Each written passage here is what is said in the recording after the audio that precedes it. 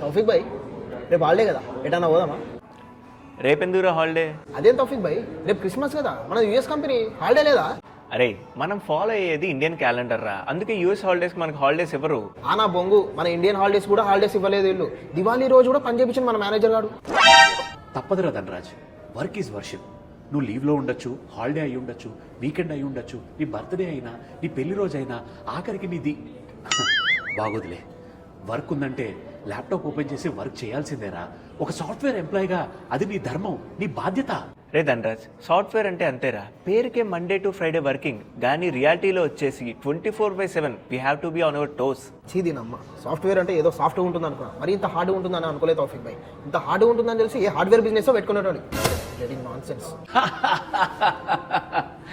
ఇది realisation. Life లో పైకి వస్తావరా. నవ్వుకోండి, బాగా నవ్వుకోండి.